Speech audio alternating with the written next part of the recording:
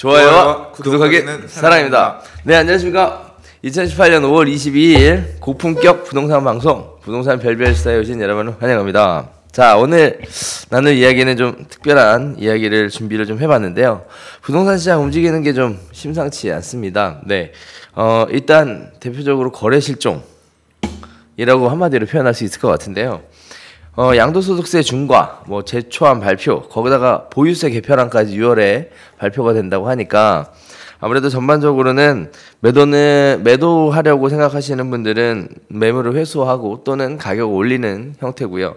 매수는 관망세로 돌아서는 이런 모습들을 보여주는데, 일단 하나씩 한번 살펴보도록 할게요.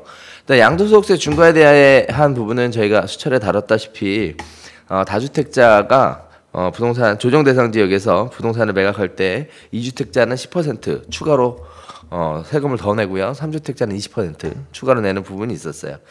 자, 이제 이거에 더불어서 세금의 10% 20%가 아니라 네네. 세율 자체가 추가되는 그렇죠. 거죠. 세율 자체가 훨씬 무거운 거예요. 6% 맞아요. 세금 구간이 16% 또는 26%로 늘어가는 거기 때문에 엄청 크죠. 그렇죠. 그래서 그런 부분이 있었고요. 두 번째가 제초한 걱정 말 많고 탈도 많았던 제초한 드디어 발표가 됐죠.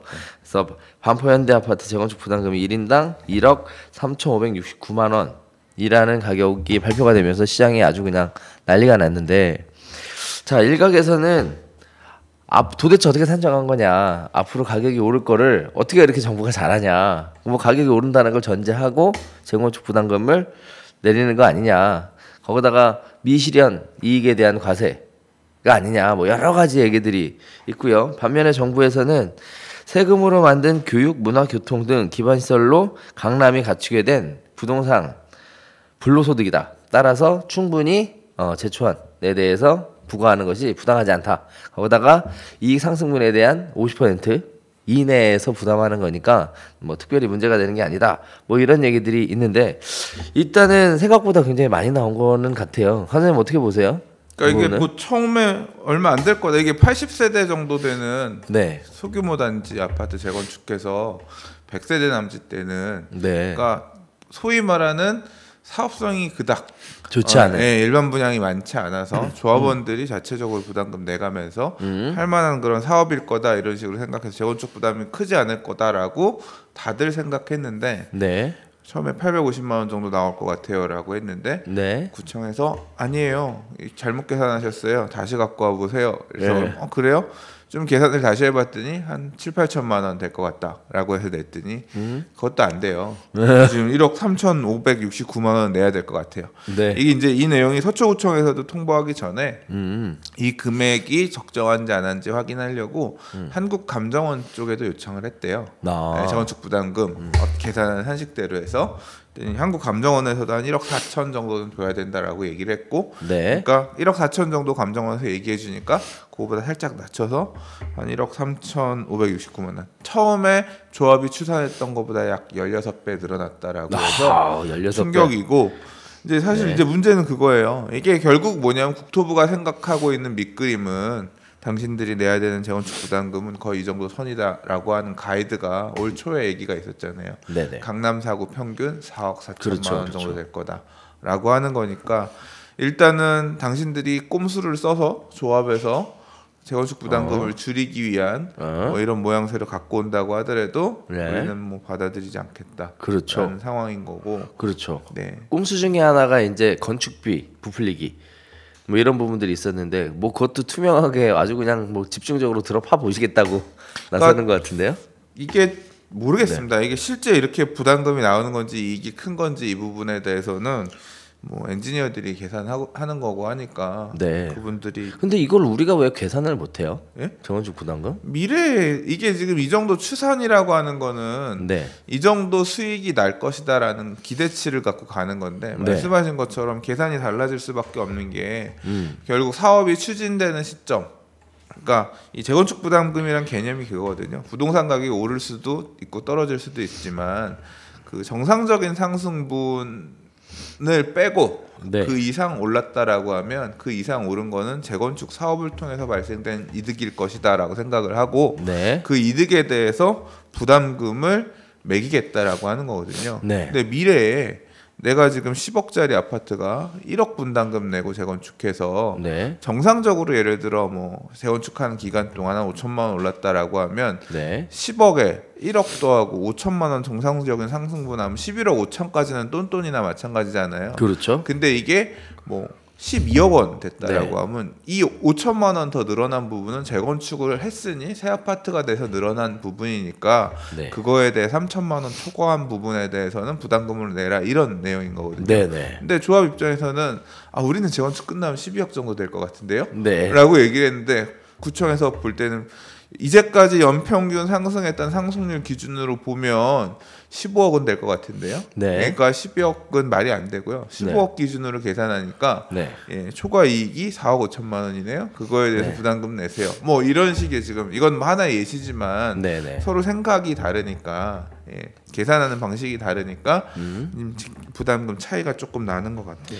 그러면 일각에서 얘기하는 것처럼 정부에서는 앞으로 강남의 재건축 아파트 가격이 상승이 엄청나게 많이 될 것이다. 뭐 이렇게 예상하고 있다가 이렇게 봐도 되나요? 그 내용에 대해서 네. 비아냥도 있죠. 그러니까 어떻게 지금 상승률대로 앞으로 그러면 앞으로 말 그대로 강남 부동산이 이렇게 계속 올라갈 거냐라고 이제 비판하는 부분도 있는 건데 네. 이게 지금 재건축 부담금은 일단 이렇게 뭐 부과하고 나중에 실제 그렇게 안 나오면 네. 부담금 이것대로 안 내는 거 아닌가요? 일단은 부담금 통보만 하는 거고 내는 건 아니잖아요. 분납해서 지금. 내는 거로 돼 있어요. 나중에 네. 그럼 정산해 주겠지. 제가 알기로는 네. 나중에 가서 실제로 말 그대로 마무리되는 시점에 재건축 부담금 따져볼 때 더 올라갔다고 하면 그 완료 마무리되는 시점이 언제로 보는 거예요? 그러면 청산? 입주하는 시점 아닐까요? 정확하게 모르겠어요. 정확하게 모르겠어요. 네. 저도 잘 모르겠는데 일단 이게 또 청산 시점이라 그러면 또 이게 또 새로운 국면에 들어갈 것 같아서. 근데 사실 저는 이게 지금 한 번도 제대로 지금 부과되지 않았고 기존에 부과됐던 데들은 엄청 얼마 금액 안 되는 데에서 부과를 했던 부분 있고 네네네. 지금 좀 그래도 제대로 납부할 금액 정도 수준이 되는 단지라고 할 수 있는 게 용산의 한남연립도 아직 지금 소송 부분이 마무리가 안 된 것 같고요. 네네. 그래서 사례가 아직 없다 보니까 뚜렷하지 않은 부분도 있는 것 같고 최근에 뭐 그 부산 같은 경우는 재건축 부담금 계산해 봤더니 빵원. 그래요? 예, 이 재건축 부담금 통보해줬는데 빵원 안 남을 것 같아요. 실제로 저는 90년대산 아파트 재건축들 가기 시작하면 재건축 부담금 빵원짜리들이 서울에서도 계속 나올 것 같아요. 왜냐하면 재건축 사업을 해서 이익이 안 날 만한 사업장들도 많이 있어요. 그러니까 이익이 있는 사업장도 있고 없는 사업장도 있고 하겠죠. 네. 결국은 이 재건축 부담금 자체는 저는 이게 좀 심각한 문제, 뭐 우려했던 부분이지만 이거 받아보고 지금 얘기 나온 내용들 중에 귀담아 들을 수 있는 내용이 이런 거거든요. 그러니까 재건축 사업이라고 하는 게 결국 조합원들, 그러니까 아파트 갖고 있는 사람들이 돈을 모아서 의견을 합치해가지고 재건축 지금 살만한데 지금 헐고 새로 새 아파트 지으면 우린 더 좋을 것 같으니까 이 시점에서 재건축합시다 라고 하는 게 이제 4분의 3 동의를 얻어서 해야 되는 거잖아요. 네, 그렇죠. 동의를 하려면 낼 돈이 필요한 거예요. 재건축 결의할 때 우리 추가 부담금 얼마 정도 낼 것 같다. 네. 그렇잖아요. 그렇죠. 집이 낡았다 운영하는 게 아니라 우리 계산해 보니까 네네. 한 1인당 한 네. 2억 정도는 들 것 같아요. 네. 그 의사를 물어가지고 그러니까 조합 설립합시다 이런 개념이거든요. 그렇죠. 추정 부담금 산정하고 하는 거 자체가. 근데 재건축 부담금 그래 이제 지금 뭐 얘기 나오는 게 한 1억 정도 추가 부담금 낼 것 같아요라고 했는데 지금 와서 계산해 보니까 재건축 부담금도 4억 더 나올 것 같아요. 네. 나는 2억 내면 될 것 같아서 했는데 4억 원을 더 내야 되면 나는 안 할래요. 그게 아니라 낼 돈이 없어요. 또는 그러면 아파트 팔아서 내면 된다고 했는데 나는 이 집에 살고 싶은데 그냥 그럼 재건축 안 하고 계속 살고 싶어요 라든가 이런 식의 혼란한 상황들이 다들 생기는 거죠. 그렇죠. 그리고 또는 그럼 그 4억을 대출 받아서 내시면 되잖아요 라고 하는데 대출도 꽁꽁 막혀 있는 부분도 있지만 그렇죠. 제가 지금 이 시점에서 4억 대출을 받으면 내 나이가 지금 몇인데 4억에 대한 이자를 내면서 난 못 산다. 결국 팔 수밖에 없다. 이런 재건축 사업 자체는 동의하기가 힘들다라고 하면서 생각이 바뀌는 사람들도 많이 생길 거고요. 네. 그 내용에 따라서 재건축 사업을 할지 말지를 지금 심각하게 조합원들끼리 갈려가지고 갈등이 생기는 단지들도 나오고 있는 것 같아요. 그렇군요. 근데 더 근본적인 문제가 있어요. 뭐요? 자, 봐요. 부동산 시장이 지금 상승장이니까 우리 재건축 부담금이 이거잖아요. 시작하는 시점, 끝나는 시점. 그래서 정상적인 상승분 외의 것들, 정상적인 상승분은 뭐 물가 상승률 뭐 이런 거 계산해가지고 상승분을 따져가지고 보겠죠. 네. 근데 예를 들어 아까 뭐 부산 같은 경우는 재건축 부담금이 없는 경우도 있다 그랬는데 시장이 안 좋잖아. 그렇죠. 서울도 부동산 시장이 안 좋은 시장이 있을 수가 있죠. 그렇죠. 재건축 부담금을 재건축 사업 끝나고 나서 어떤 아파트는 시작하는 시점, 추진위가 만들어진 시점부터 끝나는 시점까지 가격 상승이 별로 안 됐어요. 그렇죠. 계산해 보니까 재건축 부담금이 빵이야. 근데 끝난 상태에 새 아파트가 됐어요. 네. 다른 아파트는 추진 시점부터 끝나는 시점까지 상승이 됐는데 네. 이 시점으로는 호황이라서 새 아파트에 대한 가치가 되게 높아진 시절이야. 자, 앞서서 사업 추진한 애는 재건축 부담금 빵이죠. 네. 근데 새 아파트가 됐잖아. 네. 새 아파트가 되는 게 오르는 거잖아요. 그렇죠. 사실 새 아파트가 됐으니까. 그렇죠. 걔가 끝나고 나서 예를 들어 재건축 끝났는데 13억이었어. 끝나고 나서부터 본격적인 상승장이 와서 23억이 됐어. 네. 얘는 재건축 부담금 빵이죠. 왜냐하면 끝나고 나서 상승분이라고 보는 거예요, 얘는. 네. 근데 그 상승장에서 예를 들어서 그 상승분을 다 먹어내는 10억이 그렇죠. 재건축 부담금 내는 거.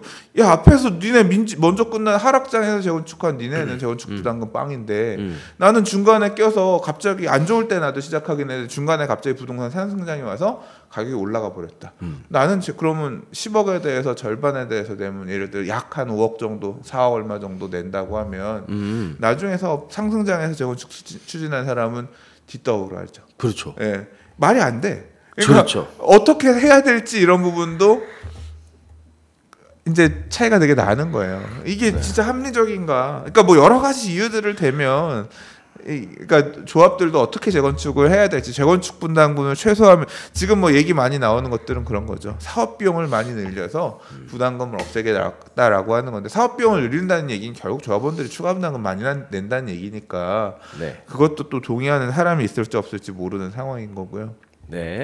뭐 이거 말고도 다른 문제들이 되게 많아요. 네. 뭐 재건축 부담금을 동일하게 거둘 것이냐, 비싸게 사는 사람한테는 조금 적게 걷고 싸게 사는 사람한테 많이 거둘 것이냐, 뭐 이런 문제에서부터 그렇죠. 그렇죠. 재건축 부담금 납부에 대한 부분도 지금 계속 쟁점이고. 그래서 선생님 얘기해 주신 대로 합리적인가라고 보면 불합리하죠. 여러 가지 측면에서 결국은 정의를 내리면 한마디인 것 같아요. 부동산 호황기에는 재건축 사업하지 마라. 아니, 이렇게 하면 재건축 부담금이 어떻게 지금 이게 뭐 소송 이제 헌법소원 한다 그랬고 네. 지금 뭐 기각됐잖아요. 기각이라 그러나 그 아직 알 수가 없다. 네, 그래서 이거 아직 지금 재건축 헌법소원 하려면 네. 내고 나서 그 다음에 그때 이게 낸 게 부당하다고를 헌법소원 이렇게 지금 나왔잖아요. 그러니까 이 법리적인 부분도 추후에 결정될 부분이라서 사실 경기가 좋으니까 재건축 하려고 그러는 거지. 경기가 안 좋으면 또 재건축 하려고도 안 해요, 그죠? 네. 그래서 이런 부분들이 시장과 정부의 정책권의 첨예한 대립 가운데, 자 지금 제초안에 대한 부담이 이게 합리적이냐 또는 그렇지 않냐에 대한 얘기부터 다양하게 펼쳐지고 있는 가운데 또 재밌는 얘기가 하나 있습니다. 서울시장 선거에 서미연이라고 하는 서울 미래도시 재개발 재건축 시민연대가 서울시장 후보들을 초청을 해서 또는 그분들의 공약을 가지고 앞으로 재개발 재건축을 어떻게 추진할 건지를 보고 자기들이 투표권 행사하겠다. 뭐 이렇게 세게 좀 나오시는 것 같아요. 이런 부분은 어떠세요? 뭐 본인이 선거에 관심을 가지는 분유분은 나쁘진 않다고 생각은 하는데. 뭐 선거라고 하는 거는 여러 가지 부분들을 고려해서 결국 후보 몇 명으로 압축이 되잖아요. 후보 네. 중에서 자기가 우선순위를 두는 부분에 대해서 하겠죠. 근데 부동산 정책 관련해서도 당신들 시장 후보들의 어떤 생각을 듣겠다 뭐 그런 얘기인가 보네요. 그러니까요. 네. 그래서 적극적으로 개입하려고 하는 모습들이 보이고 있습니다. 한편으로는 긍정적인 부분도 있을 것이고요. 또 한편으로는 부정적인 부분도 있을 것이지만 어쨌든 이제 시민들이 정책에 대해서 적극적으로 관심을 가지고 참여하는 시점까지 정치적인 문화도 상당히 성숙해져가는 것 같습니다. 아무튼 이 문제 때문에 네. 재건축 부담금 나오고 나서 재건축 시장은 더 얼어붙고 있는 상황인 것 같고요. 그렇죠. 네, 재건축 그렇죠. 부담금이 예상되어 있는 매수인들이 겁나서 이거 사겠어요. 네. 못 사죠. 네, 지금 못 사죠. 뭐 그래서 자꾸 이 재건축 관련된 시세 기사들 나오는데 얼어붙었다. 매수자들이 지금 일단은 소위 말하는 나자빠지는 상황인 거고 그렇죠. 기존에 샀던 사람들도 내가 잘못 산 거 아닌가. 일단 제일 큰 문제가 그잖아요. 현 시점 플러스 재건축 부담금 해버리면 막 엄청나게 올라가는 거죠. 그렇죠? 처음에 일찍 샀던 사람들이야 뭐 여유 여건이 있을지 몰라도 그냥 뭐 그럴 수도 있겠지만 그래서 아주 그냥 되게 심란한 전체적으로. 요거 관련해서 이게 작정하고 쓴 기사인지 모르겠는데 재건축이 이렇게 막히니까 오히려 뭐 재개발 쪽은 좀 더 뭐 반사이익을 누리는 것처럼 기사 쓰이고 있기도 하던데 실제 그런지는 모르겠어요. 실제 그런 부분도 있는 것 같아요. 호가가 낮아지지는 않는 것 같은데 그렇다고 해서 고가 재개발 거래로 이어지는지까지는 조금 한번 현장의 분위기들을 봐야 될 것 같아요. 일단은 느껴지는 거 하나는 자꾸 문자 와요. 뭐라고?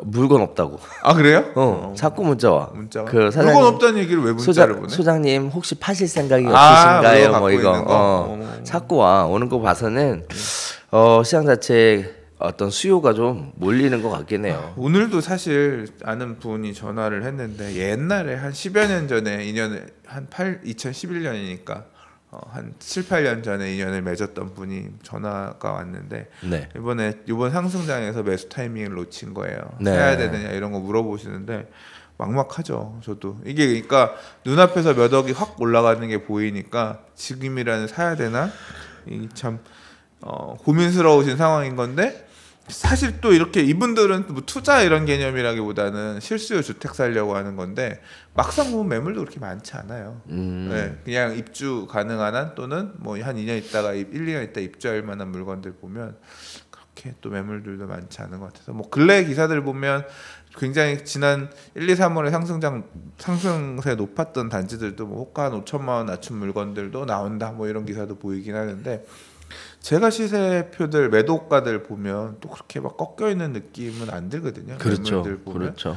그래서 되게 어려운 시장인 것 같아요. 일단 일반적인 지금 보니까 그렇더라고요. 일반적인 통계들은 다 시장이 현 상태로 그냥 가는 것처럼 나와요. 근데 시장에 꺾였다라고 통계를 내는 데가 한국감정원이더라고. 지금 보니까 감정원이 내는 통계가 2월부터 시장이 주저앉은 것으로 이렇게 꺾인 것으로 이렇게 통계들을 내더라고요. 그 우리 지난번에 얘기했듯이 통계를 내는 그 샘플링 표본 의도가 있다. 이런 거에 따라서 워낙에 결과물이 달려지는 거라 아무래도 그런 부분들이 부동산 사장님들 얘기 들어보면 매수도 없다. 매수 없어요 요새. 매물도 없지만 매도 그렇죠. 꺾이지도 않고 매수도 없다. 그렇죠. 이런 식이던데. 이제 과거보다 매수가 확 줄었어요. 확 줄었고 물건도 확 줄었어요.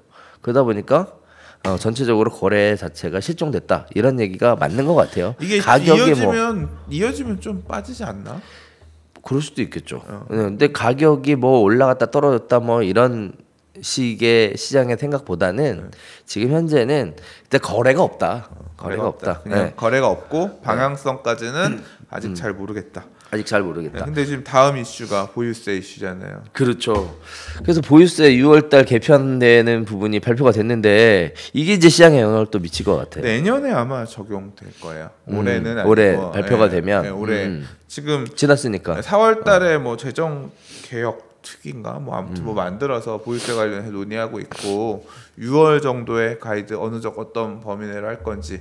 근데 지금 어제 사실 관련된 기사가 하나 있어서 봤는데 내용을 보니까 보유세 중에서 재산세를 건드리는 게 아니라 재산세가 아닌 종합부동산세를 좀 건드려서 특정 말 그대로 좀 타겟 마케팅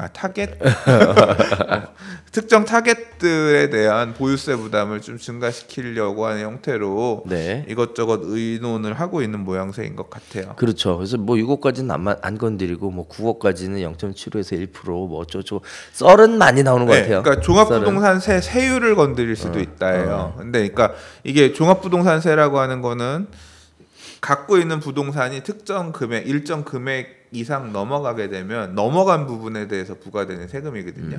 그러니까 이게 2주택 한 사람이 2개 이상 갖고 있을 경우에는 6억 이상, 그다음에 한 사람이 하나만 갖고 있을 경우에는 9억 이상인데 내용에 보면 하나만 갖고 있을 경우에 기준은 12억 정도로 조금 완화하는 고가 주택이 많이 늘었으니까 그런 안을 지금 얘기하고 있고 건드릴 수 있는 게 세율을 건드릴 수 있어요. 종합부동산세 세율. 그렇죠. 그러니까 근데 세율을 건드리는 거는 국회에서 건드려야 된대요. 그러니까 네. 입법을 해야 되는 상황이라서 개정안을 통과시켜야 되니까. 이게 국회 입법 사항이에요? 네, 그러니까 뭐 세율 건드리는 거는 입법 사항이래요. 그래서 그게 이제 좀 시간이 걸릴 거고.